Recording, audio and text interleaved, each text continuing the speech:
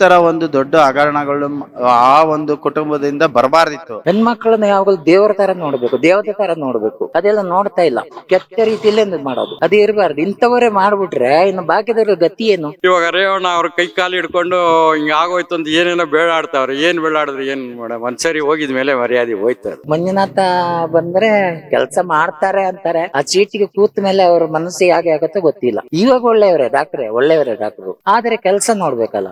ಸೀಟಿಗೆ ಬಂದ್ಮೇಲೆ ಅವ್ರನ್ನ ಚೇಂಜ್ ಮಾಡ್ಬಿಡ್ತಾರೆ. ಸುತ್ತ ಇವರೇ ಇರೋದು, ಎಲ್ಲ ವ್ಯಾಘ್ರಗಳೇ ಇರೋದು. ಪ್ರಜ್ವಲ್ ರೇವಣ್ಣ ಅವರ ಪೆನ್ ಡ್ರೈವ್ ಪ್ರಕರಣ ಏನಿದೆ, ಪೆನ್ ಡ್ರೈವ್ ಅದು ಟ್ರೆಂಡಿಂಗ್ ಆಗ್ತಾನೆ ಇದೆ. ಈ ಒಂದು ಪೆನ್ ಡ್ರೈವ್ ಪ್ರಕರಣ ಎರಡನೇ ಹಂತದ ಮತದಾನದ ಏನು ಸಮಯದಲ್ಲಿ ಪರಿಣಾಮ ಬಿದ್ದಿದೆ ಅಂತ ಅನಿಸ್ತಾ ಇದೆಯಾ, ಹೇಗೆ? 100% ಬಿದ್ದಿದೆ ಮೇಡಮ್, ಪರಿಣಾಮ ಬಿದ್ದಿದೆ. ಅದನ್ನ ಅವರ ಫ್ಯಾಮಿಲಿ ಇದ್ರೊಳಗಡೆ ಆದಂಗೆ ಕ್ಲಿಯರ್ ಮಾಡ್ಕೊಬೇಕು. ಯಾಕೆಂದ್ರೆ ಈ ತರ ಒಂದು ದೊಡ್ಡ ಹಗರಣಗಳು ಆ ಒಂದು ಕುಟುಂಬದಿಂದ ಬರಬಾರ್ದಿತ್ತು, ಬಂದ್ಬಿಟ್ಟೈತೆ. ಬಟ್ ಅವ್ರು ಮಾಡ್ಕೊಂಡಿರೋದು ತಪ್ಪು. ಒಂದು ರಾಜಕಾರಣಿ ಹಾಗೂ ದೇಶದ ಒಂದು ಭದ್ರತೆಯನ್ನು ಕಾಪಾಡುವಷ್ಟು ಶಕ್ತಿ ಅವರಲ್ಲಿ ಇರ್ಬೇಕಾದಾಗ ಈ ಸಣ್ಣ ಕೆಲಸಗಳು ಮಾಡಿ ರಾಜಕೀಯ ಮಾಡೋದ್ರಲ್ಲಿ ತಪ್ಪಾಗಿದೆ. ಅವರು ಬಂದಿರೋದು ರಾಜಕೀಯ ದೇಶದ ಜನತೆಗೆ ಒಂದು ಸಭ್ಯತೆಗಳನ್ನ ಕಾಪಾಡೋದಕ್ಕೆ. ಅದಕ್ಕೋಸ್ಕರ ಅವ್ರು ದುಡಿಮೆ ಇಡಬೇಕು, ಅದಕ್ಕೋಸ್ಕರ ಶ್ರಮ ವಹಿಸ್ಬೇಕೇ ಹೊರತು ಈ ಒಂದು ಹೊಲಸು ಕೆಲಸಗಳನ್ನ ಮಾಡಬಾರದು. ಯಾವುದೇ ರಾಜಕಾರಣಿ ವ್ಯಕ್ತಿಗಳಾಗ್ಲಿ ಈ ಹೊಲಸು ಕೆಲಸಗಳು ಮಾಡಬಾರ್ದು. ಅವ್ರಿಗಿರೋದು ಕಾಯ ವಾಚ ಧರ್ಮ, ಇವನ್ನೇ ಪಾಲನೆ ಮಾಡ್ಕೊಂಡು ಹೋಗ್ತಾ ಇರ್ಬೇಕು. ಅದರಲ್ಲಿ ಒಳ್ಳೇದಾಗ್ಲಿ ಕೆಟ್ಟದ್ದಾಗ್ಲಿ, ಒಳ್ಳೇದ್ ಮಾಡಿದಷ್ಟು ಅವ್ರ ಮೇಲ್ ಬರ್ತಾರೆ ಹೊರತು ಕೆಟ್ಟದ್ ಮಾಡಿದಷ್ಟು ಅವ್ರು ಕೆಳಗಡೆ ಹೋಗ್ತಾರೆ ಅಂತ ನಾನು ಹೇಳಕ್ ಇಷ್ಟಪಡ್ತೀನಿ. ಸರ್, ಹಾಸನದ ವಿಚಾರವಾಗಿ ಪ್ರಜ್ವಲ್ ರೇವಣ್ಣ ಅವರು ಈಗ ಅಟ್ ಪ್ರೆಸೆಂಟ್ ಟ್ರೆಂಡಿಂಗ್ ನಲ್ಲಿದ್ದಾರೆ. ಅವ್ರದ್ದೊಂದು ಕೇಸ್ಗಳು, ಪೆನ್ ಡ್ರೈವ್ ಪ್ರಕರಣಗಳು ತುಂಬಾ ಟ್ರೆಂಡ್ ಆಗ್ತಾ ಇದೆ. ಸೊ ಈ ವಿಚಾರವಾಗಿ ನಿಜಕ್ಕೂ ಪ್ರಜ್ವಲ್ ರೇವಣ್ಣ ಅವ್ರ ಬಗ್ಗೆ ಏನ್ ಹೇಳಕ್ ಇಷ್ಟಪಡ್ತೀರಾ? ಮೇಡಮ್, ದೊಡ್ಡವರು ಮಾಡೋದೆಲ್ಲ ಇರುತ್ತಲ್ಲ, ನನಗ್ ಗೊತ್ತಾಗಲ್ಲ. ಇವಾಗ ಮೀಡಿಯಾ ಇರೋದಕ್ಕೆ ನಮಗೆ ಗೊತ್ತಾಗೋದು, ಇಲ್ದಿದ್ರೆ ನಮ್ಗೆ ಚೂರು ಗೊತ್ತಾಗಲ್ಲ. ಪೇಪರ್ನವರು ಹಾಕಲ್ಲ, ಅವರಿಗೂ ಬ್ರೇಕ್ ಹಾಕ್ಬಿಡ್ತಾರೆ. ಆಕಾಶವಾಣಿ ಅದು ಮೊದ್ಲೆಲ್ಲ ಇತ್ತು ನೋಡಿ, ಯಾವ ನಮಗೆಲ್ಲ ಗೊತ್ತಾಗ್ತಾ ಇರಲಿಲ್ಲ. ಇವಾಗ ಇದೆ ಅಲ್ಲ, ಮೀಡಿಯಾದವರಿಂದ ಎಲ್ಲ ಗೊತ್ತಾಗ್ತಾ ಇದೆ. ಪ್ರತಿ ಒಂದು ಪಿನ್ ಟು ಪಿನ್ ಗೊತ್ತಾಗುತ್ತೆ. ಅವ್ರನ್ನ ಅಪ್ರಿಸಿಯೇಟ್ ಮಾಡ್ಬೇಕು, ಮೀಡಿಯಾದವ್ರನ್ನ. ಅದು ಸಂತೋಷನೇ. ಆಮೇಲೆ ಇವರು ಮಾಡೋ ಕೆಲಸಗಳೆಲ್ಲ ಕೆಟ್ಟ ಕೆಲಸಗಳು ಅದು ಇದೆಲ್ಲ ಮಾಡ್ಬಿಟ್ಟು ಜನಸಾಮಾನ್ಯರು ಸಮೇತ, ಅಂದ್ರೆ ನಮ್ದು ಹೋಗ್ಲಿ, ಹೆಣ್ಮಕ್ಳಿಗೆ ತುಂಬಾ ಕಷ್ಟ. ಫಸ್ಟ್ ಅದು ಆ ಪಿಡುಗೇ ಇರಬಾರ್ದು, ಅದು ನಾಶ ಮಾಡ್ಬೇಕು. ಹೆಣ್ಮಕ್ಳನ್ನ ಯಾವಾಗಲೂ ದೇವರ ತರ ನೋಡ್ಬೇಕು, ದೇವತೆ ತರ ನೋಡ್ಬೇಕು. ಅದೆಲ್ಲ ನೋಡ್ತಾ ಇಲ್ಲ, ಕೆಟ್ಟ ರೀತಿಯಲ್ಲೇ ಮಾಡೋದು. ಅದು ಇರಬಾರ್ದು. ಇಂಥವರೇ ಮಾಡ್ಬಿಟ್ರೆ ಇನ್ನು ಬಾಕಿದವ್ರ ಗತಿ ಏನು? ಒಬ್ಬ ಗಣ್ಯ ವ್ಯಕ್ತಿಗಳು ಇವರೆಲ್ಲ, ನಾವು ಓಟ್ ಹಾಕಿ ಅವ್ರನ್ನ ಗೆಲ್ಲಿಸ್ತೀವಿ. ಅವ್ರು ಈ ತರ ಮಾಡ್ಬಿಟ್ರೆ ನಾವು ಓಟ್ ಹಾಕಿ ಗೆಲ್ಸೋದು ಇದಕ್ಕೆ ಅಂತ ಆಗತ್ತೆ. ಈ ಪ್ರಕಾರವಾಗಿ ರೇವಣ್ಣ ಅವರು ಕೂಡ ಪ್ರತಿಕ್ರಿಯೆಯನ್ನ ನೀಡಿದ್ದಾರೆ. ಇದು ರಾಜಕೀಯ ಷಡ್ಯಂತ್ರ, ಇದು ವಿರೋಧ ಪಕ್ಷದವರ ಕೈವಾಡ ಅಂತೆಲ್ಲ ಹೇಳಿಕೆಯನ್ನ ನೀಡಿದ್ದಾರೆ. ಅಲ್ಲ, ಅದು ಹೇಳ್ತಾರೆ, ಒಬ್ಬೊಬ್ರು ಒಂದೊಂದ್ ತರ ಹೇಳ್ತಾರೆ. ಒಬ್ರು ಮಾಡ್ಬಿಟ್ಟು ಇನ್ನೊಬ್ರಿಗೆ ಹೇಳ್ತಾರೆ, ಇನ್ನೊಬ್ರು ಇನ್ನೊಬ್ರ ಮೇಲೆ ಹಾಗೆ ಹೇಳ್ತಾ ಇರ್ತಾರೆ. ಆದ್ರೆ ಕಳ್ರೆ ಮಾಡಿರ್ತಾರೆ. ಮಾಡದ್ ಹೊಗೆ ಇಲ್ಲದೆ ಅಲ್ಲ, ಬೆಂಕಿ ಇಲ್ಲದೆ ಹೊಗೆ ಬರಲ್ಲ. ಮಾಡಿರ್ತಾರೆ, ಆದ್ರೆ ಗೊತ್ತಾಗಲ್ಲ ಅಷ್ಟೇ, ಮುಚ್ಚೋಗುತ್ತೆ. ಅದು ಕಾಸಿನ ಬಲ, ಜನ ಬಲ, ಇದರಿಂದಾಗಿ ರೌಡಿಸಮ್, ಅದರಿಂದಾಗಿ ಎಲ್ಲ ಮುಚ್ಚೋಗುತ್ತೆ. ಅದು ನಿಮ್ಗೆ ರೌಡಿಸಮ್ ನ ಅವಶ್ಯಕತೆ ಇಲ್ಲ, ಅಭಿವೃದ್ಧಿ ಹರಿಕಾರ ಆಗ್ಬೇಕು. ಹೌದು, ಅದೆಲ್ಲ ಬೇಕಾಗಿಲ್ಲ. ಭ್ರಷ್ಟಾಚಾರ ಇರಬಾರ್ದು. ಅದೆಲ್ಲ ಎಷ್ಟು % ಕಮಿಷನ್ ಇರಬಾರ್ದು? ಫಸ್ಟ್ ಅದು ಇರ್ಲೇಬಾರ್ದು. ಕಮಿಷನ್ ಇದ್ದೇ ಇದೆಲ್ಲ ಹಾಳಾಗಿರೋದು. ಎಲ್ಲಿ ನೋಡಿದ್ರೆ ಕಮಿಷನ್ ಇಲ್ಲದೆ ಒಂದು ಕೆಲಸ ಆಗಲ್ಲ. ಗೌರ್ಮೆಂಟೇ ಕಮಿಷನ್, ಗೌರ್ಮೆಂಟ್. ಎಲ್ಲೇ ಯಾವ ಕೆಲಸನೇ ಹೋಗ್ಲಿ, ಜನಸಾಮಾನ್ಯರಿಗೆ ಎಲ್ಲೂ ಹೋಗಿ ಒಂದು ಕೆಲಸ ಮಾಡ್ಕೊಂಡ್ ಬರಕ್ಕಾಗಲ್ಲ. ಕಾಸು ಕೊಟ್ರೇನೆ ಅದು ಆಗೋದು, ಇಲ್ಲದ್ರೆ ಆಗಲ್ಲ. ಹೇಳ್ತಾರೆ ನಾವು ಕೊಟ್ರೆ ನೀವು ಕೊಡಬಾರ್ದು, ಅವ್ರು ತಕೊಳ್ಬಾರ್ದು ಅಂತ. ಕೊಡದಿದ್ರೆ ಅದ ಕೆಲಸ ಆಗಲ್ವೇ? ಅದು ಆತರ ಆಗತ್ತೆ. ಅದಕ್ಕೆ ಅದು ಇರಬಾರ್ದು.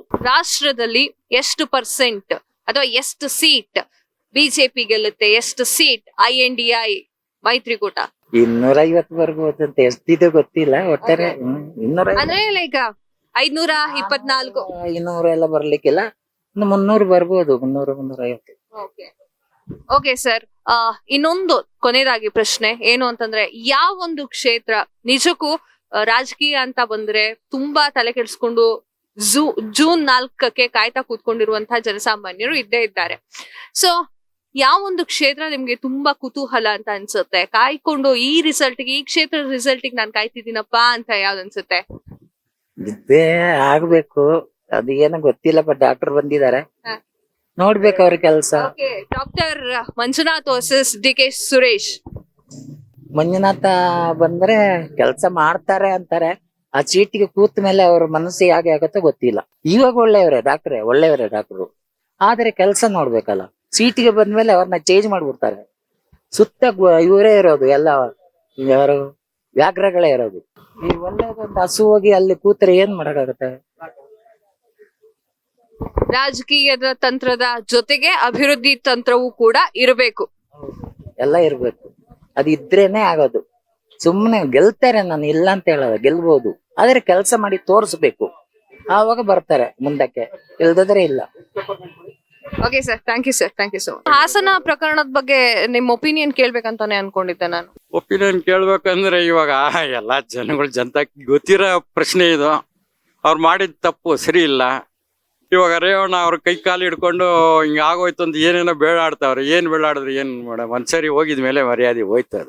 ಅವರು ನೇರವಾಗಿ ಕಾಂಗ್ರೆಸ್ ಪಕ್ಷದ ಹಲವಾರು ನಾಯಕರ ಬಗ್ಗೆ ಮಾತನಾಡ್ತಾ ಇದ್ದಾರೆ. ಇದು ಷಡ್ಯಂತ್ರ ಆಗಿದೆ, ನನ್ನನ್ನ ಸಿಕ್ಸಾಕೋಕೆ ಚಕ್ರವ್ಯೂಹನೇ ಹೆಣೆದಿದ್ದಾರೆ ಅಂತ ಹೇಳ್ತಿದ್ದಾರೆ. ಇಲ್ಲ ಮೇಡಮ್, ಅದು ತಪ್ಪು. ಇವ್ರು ಮಾಡಿರೋದ್ರಿಂದ ಇವಾಗ ಬಂದಿರೋದು. ಮಾಡ್ತಾ ಇದ್ರೆ ಇವಾಗ ನಾನು ಏನ್ ತಪ್ಪು ಮಾಡಿದ್ರೆ ಬರುತ್ತೆ, ತಪ್ಪು ಮಾಡ್ತಾ ಇದ್ರೆ ಬರುತ್ತಾ? ಬರಲ್ಲ. ತಪ್ಪು ಮಾಡಿದಕ್ಕೆ ಇವರು ಇವಾಗ ಏನೋ ಒಂದ್ ರೀಸನ್ ಹೇಳ್ಬೇಕಲ್ಲ, ಬಚಾವ್ಬೇಕಾರೆ. ರೀಸನ್ ಹೇಳಿಲ್ಲ ಅಂದ್ರೆ ಕಷ್ಟ ಇದೆ. ಪಬ್ಲಿಕ್ ಏನು ಎಲ್ಲ ತಿರ್ಕೊಂಡ್ಬಿಡ್ತಾರೆ. ಇವಾಗ ಮಾಡಿರೋದು ನಿಜ ಇರೋದ್ರಿಂದ ತಾನೇ ಇವಾಗ. ಇಲ್ಲ ಇದ್ದಿದ್ರೆ ಅವ್ರು ಯಾಕೆ ಹೊರಗಡೆ ದೇಶಕ್ಕೆ ಹೋಗ್ಬೇಕು, ಇಲ್ಲೇ ಇರ್ಬೇಕಾಯ್ತು. ತಪ್ಪಲ್ವಾ ಮೇಡಮ್ ಅದು? ಹೀಗಿದೆ ಮೇಡಮ್. ಕರ್ನಾಟಕದಲ್ಲೂ ಕಾಂಗ್ರೆಸ್, ಕೇಂದ್ರದಲ್ಲೂ ಕಾಂಗ್ರೆಸ್ ಆದ್ರೆ ಕೆಲ್ಸಗಳು, ಅಭಿವೃದ್ಧಿ ಕೆಲ್ಸಗಳೆಲ್ಲ ನಿಜಕ್ಕೂ ಚೆನ್ನಾಗ್ ಆಗುತ್ತೆ ಅಂತ ಹೇಳ್ತಿದ್ದಾರೆ. ಅದಾಗತ್ತಾ ಸರ್? ಮೇಲೂ ಕೂಡ ಕೇಂದ್ರದಲ್ಲೂ ಕೂಡ ಕಾಂಗ್ರೆಸ್ ಬರುವಂತಹ ಸಾಧ್ಯತೆ ಇದೆಯಾ? ಹೇಗೆ? 100% ಆಗುತ್ತೆ ಮೇಡಮ್. 100% ಕಾಂಗ್ರೆಸ್ ಕೇಂದ್ರದಲ್ಲೂ ಬರುತ್ತೆ ಅಂತ ಒಂದು ನಂಬಿಕೆ ಇದೆ. ಕೇಂದ್ರದಲ್ಲಿ ಕಾಂಗ್ರೆಸ್ ಆದ್ರೆ ಯಾರು ಪ್ರಧಾನ ಮಂತ್ರಿ ಆದ್ರೆ ಒಳ್ಳೇದು ಅಂತ ಅನ್ಸುತ್ತೆ ನಿಮ್ಗೆ? ಕೇಂದ್ರದಲ್ಲಿ ಪ್ರಧಾನ ಮಂತ್ರಿ ರಾಹುಲ್ ಗಾಂಧಿನೇ ಮೇಡಮ್. ಮನಮೋಹನ್ ಸಿಂಗ್ ಇತ್ತು, ಮನಮೋಹನ್ ಸಿಂಗ್ ಏಜ್ ಆಗೋಯ್ತು ಅವ್ರಿಗೆ. ತುಂಬಾ ಒಳ್ಳೆ ಕ್ಯಾಂಡಿಡೇಟ್ ಅವರು. ಈ ರಾಹುಲ್ ಗಾಂಧಿ ಅವ್ರು ತುಂಬಾ ಕಷ್ಟ ಬೀಳ್ತಾವ್ರೆ, ಕೆಲಸ ಮಾಡ್ತಾವ್ರೆ, ಜನದಲ್ಲಿ ಎಲ್ಲ ಮನಸ್ಸಲ್ಲಿದ್ದಾರೆ, ಹೃದಯದಲ್ಲಿದ್ದಾರೆ. ಅದರಿಂದ ಜನಗಳು ತುಂಬಾ ಲೈಕ್ ಮಾಡ್ತಾವ್ರೆ ಅವ್ರಿಗೆ. ಅವ್ರು 100% ಅವರು ಆದ್ರೆ ತುಂಬಾ ಒಳ್ಳೇದು, ಎಲ್ಲ ಒಳ್ಳೇದಾಗುತ್ತೆ. ಇಷ್ಟು ವರ್ಷದಿಂದ ಒಳ್ಳೇದಾಗೈತೆ. 56 ವರ್ಷದ ಮಾತು ಎತ್ತವಾಗ ಅವ್ರು ಏನ್ ಮಾಡಿದ್ರು ಅಂದ್ರೆ ಇದುವರೆಗೂ ಯಾರಿಗೂ ಏನು ತೊಂದರೆ ಇಲ್ಲ, ಯಾರು ತೊಂದರೆ ಅಂತ ಹೇಳೋರಿಲ್ಲ. ಇವಾಗ ನೋಡಿ, ಯಾರು ನೋಡಿದ್ರು ಇವಾಗ ಒಳ್ಳೆ ಕಾರಲ್ಲಿ ಬರ್ತಾರೆ, ಅವ್ರ ಹತ್ರ ಊಟಕ್ಕೆ ಕಾಸಿಲ್ಲ ಅಂತ. 10 ಲಕ್ಷದ ಕಾರಲ್ಲಿ ಬರ್ತಾನೆ, ಅವ್ನ ಕಾರ್ ಇವತ್ತು ಹೋಯ್ತದ ನಾಳೆ ಹೋಯ್ತದ ಗೊತ್ತಿಲ್ಲ ಅಣ್ಣ, ನಾನು ಬಂದಿದ್ದೀನಿ ಕಾರಲ್ಲಿ, ಊಟಕ್ಕೆ ಕಾಸಿಲ್ಲ ಅಣ್ಣ ಅಂತ. ಈ ತರ ಇದೆ. ಹಾಗಾದ್ರೆ ಇಷ್ಟು ವರ್ಷ ಮೋದಿ ಅವರು ನಡೆಸಿರುವಂತಹ ಸರ್ಕಾರ ನಿಮಗೆ ಅಗತ್ಯ ಇರ್ಲಿಲ್ಲ? ಇಲ್ಲ ಮೇಡಮ್, ಅದ್ರ ಬಗ್ಗೆ ಜಾಸ್ತಿ ಹೇಳಕ್ಕಾಗಲ್ಲ. ನಡೆಸಿದ್ರು ಒಂದ್ ರೀತಿಯಿಂದ, ಒಂದು ಒಳ್ಳೆ ಕೆಲಸನೂ ಮಾಡಿದ್ರು, ಸಾಲಿದಕ್ಕೆ ತಪ್ಪು ಕೆಲಸನೂ ಮಾಡಿದ್ರು. ಅದು ಇದು ಭಾವನೆ ತಗೊಂಬಂದಿ ಇದರಿಂದ ಸ್ವಲ್ಪ ಪ್ರಾಬ್ಲಮ್ ಆಗಿದೆ ಎಲ್ಲರಿಗೂ. ಸೊ ಈ ಸಲ ಮೋದಿ ಅಲೆ ಮಾತೆ ಆಡಲ್ಲ ಅಂತನಾ ಅರ್ಥ? ಹಾಗಿಲ್ಲ, ಮಾತಾಡಲ್ಲ ಅಂತ ಏನಿಲ್ಲ.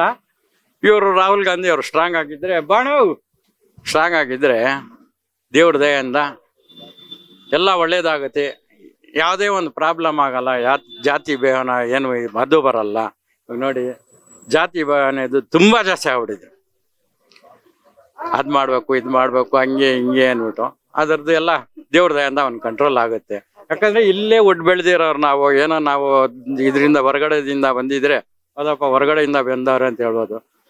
1946 ಎಲ್ಲ ನಮ್ಮ ತಾತ ಮುತ್ತಾತ ಎಲ್ಲ ಬಂದಿರೋದು ಈ ಊರಿಗೆ. ಇಲ್ಲೇ ಹುಟ್ಟು ಬೆಳೆದ ಇರೋರು ಅವರು ಎಲ್ಲ ಇದೇ ಊರಿನವರು. ಅವ್ರು ಏನೇನೋ ಹೇಳ್ತಾರೆ, ಅದು ಹೇಳೋದು ಒಳ್ಳೇದಿಲ್ಲ.